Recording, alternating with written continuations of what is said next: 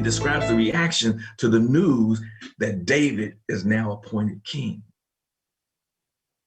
So the scripture says that Mephibosheth, this is Saul's grandson, is Jonathan's son.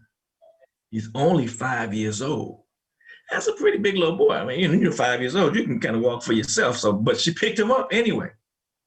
His nurse that was watching him, when she hears that David is king and that his daddy and his granddaddy, talking about Mephibosheth's daddy and granddaddy, were dead, she knew it was just a matter of time before they were coming down to do a drive-by by her house to get the little boy, Mephibosheth, to kill him so that he would not be heir to the throne.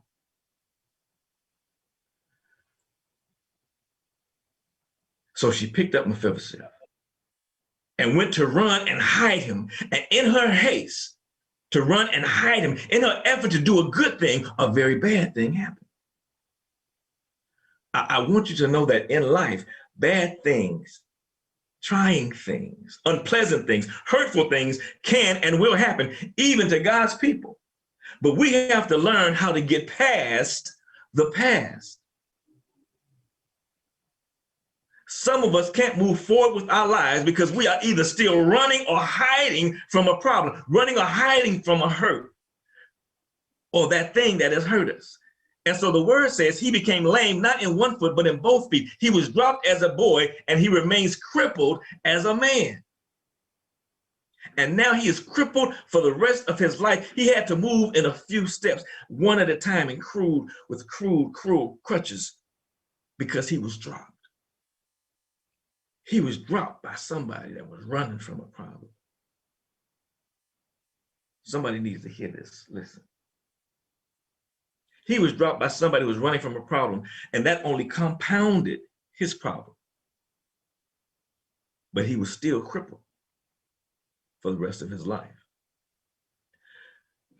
Now, he was crippled for life because of someone else's mistakes. And he could have, and here's the foundational stone, which we're going to build the rest of this on. He could have allowed his brokenness to turn into bitterness. You do know that that was an option. It could have turned into hate for the nurse that dropped him.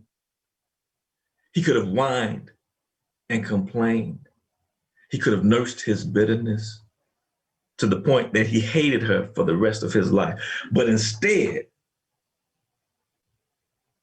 I heard one preacher say, he chose to learn how to live. Yeah, you guessed it, with his limp. Rather than to be held hostage to hate. And we were talking about this in Sunday school, and I was just trying to hold my peace because y'all was talking about it. Instead of allowing his bitterness to build up in him and that brokenness to stay broken, that would have held him hostage to his hate. That's discernment. He could have allowed his brokenness to turn into bitterness, which would have only held him hostage to hate. But he made a choice. We talked about love. Love is a feeling and it is an action. It's a choice. But with love as a choice, that means I choose to forgive. I choose to be gracious. I choose to be kind. That's what helps you to move forward in your life from your hurts. But he made a choice to live with his limp rather than be held hostage with his hurt. Listen, I don't know who I'm talking today. Life got dropped on you.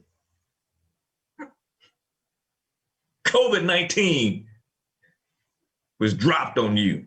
It was dropped on us. We had absolutely no control. It crippled our economy. It crippled our mobility. It crippled our activities. It crippled our illusion of control. I don't know what's going on in your life. I don't know who dropped you. I don't know what hurt you're dealing with. I don't know what mess you're going through. But the conscious, pricking, heart-tugging, mind-piercing question on the floor is this: how do you handle your hurts when you have been dropped by life? When you have become broken by life? Is there something you're dealing with that is hurting you? Are you hurting because of something you're dealing with? I don't know. But there is hope for the hurting. And that's the message for today. Let the Lord be the Lord. Let God do what he does best. Let God fix it. Bring it to the Lord and leave it there. Let God deal with your avenger, your offender, the offense. He's strong enough to win any battle.